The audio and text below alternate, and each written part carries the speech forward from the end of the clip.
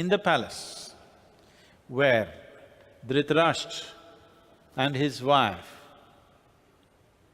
Gandhari are there.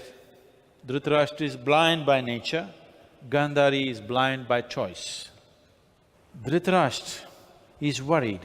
He wants his wife to have the first child because in a generation, the firstborn will become the king. So they are desperate to have a child. He was whispering all kinds of endearments to Gandhari, somehow bear a son for me. Gandhari became pregnant. Months rolled. The 9 crossed into 10, 11. Nothing came out. They became anxious, but by then they got news. Pandu's first son was born, Yudhishthira was born. They went into a depression because Yudhishthira is born, so naturally he will become the king. 11, 12 months, she still did not bear. Out of her frustration, she beat her stomach. Still nothing happened. She said, "What is this? Is this dead, alive? Is this human? Is this a beast?" She beat it, did not come. Then she asked one of her servants to bring a stick and beat her stomach. After that, she aborted. When she aborted, a dark piece of flesh came out. The moment they saw it, they were terrified because it was not like human flesh, something very evil and ominous about it. They say, when this happened, suddenly the whole city of Hastinapur was terrified because they heard sounds, they heard jackals screaming, wild animals walked the streets, bats were flying in the daytime. The signs were clear that something wrong is going to happen. The sages who observed this closed their eyes and turned away from Hastinapur. So once the sages turned away, the news came, the sages are all turning away from Hastinapur, they don't want to be here. Vidura came and told Dhritarashtra, "We are heading for big trouble, something is wrong, something wrong is going to happen." But Dhritarashtra was so anxious for a child, he said, "Leave it, what has happened, what has happened? Why is it everybody here screaming and what is all these sounds?" Because he cannot see. Then Gandhari called Vyasa. Sage Vyasa had promised Gandhari, when once he came after a very long journey, she tended to his wounded feet and took care of him so well. He said, "Whatever you wish, I will make it yours." She said, "I want 100 sons." He said, "Fine, you will have 100 sons." So she called Vyasa and she said, "What is this? You bless me with 100 sons, but I deliver a lump of flesh which doesn't even look human. It doesn't even look like it's come from my body, it is something else. Discard this in the jungle, bury it somewhere." Vyasa said, "Till now, anything that I've said has never ever gone wrong, nor is it going to go wrong now. You bring that piece of whatever."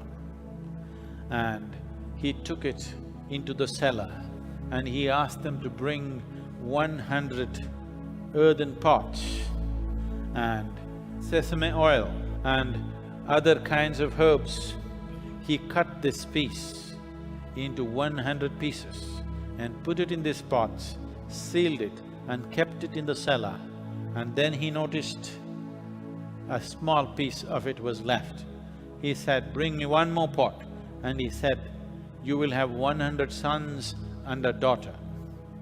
And he put it, sealed it, put it in the cellar. and another year followed.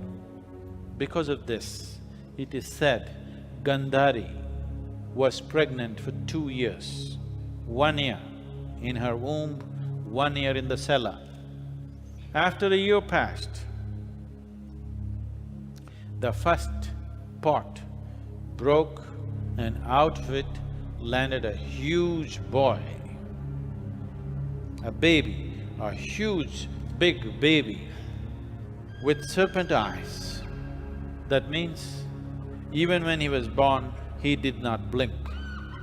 His eyes were just steady, unseeing and straight. When all these ominous sounds and signs happened, what should happen in the night was happening in the day. The blind Dhritarashtra felt something was wrong. And he asked Vidura, "What is wrong? Something is wrong. Is my son born? What is happening? Please tell me." Then Vidura said, "Yes, you have a son." And slowly all the other pots started hatching up. All sons started coming. And from that one pot, a little girl came. Vidura said, "You have 100 sons and a daughter, 101. But I am telling you, this one son, your first son, have him killed." Dhritarashtra said, "What? To have my firstborn killed? How is that possible?" He said, "You will be doing a great service to yourself and to the Kuru clan and to the humanity. You have your firstborn killed, you will still have 100 children, 99 sons and 1 girl. They will be harmless without him. With him, they will be the destruction of everything that we have known as this world." When all this is happening, Gandhari picks up Duryodhana, the first son who is born, and she's ecstatic that she's feeling and touching her firstborn. She does not hear all these sounds, she does not feel all these omens. She is ecstatic that her son is born, her first son, a huge big baby. She's very eager to nurture him and make him grow. Then Vidura says, "The wise have always said, an individual may be sacrificed for the good of the family, a family for the good of the village for the good of the country, and everything, even the world itself may be sacrificed for the sake of the immortal soul. O my brother, it is for the soul of the mankind that this monstrous child of yours has come from the depths of hell to corrupt and destroy. Kill him now. I swear his brothers will be harmless and you can enjoy them, 99 princes, but him you must not leave alive."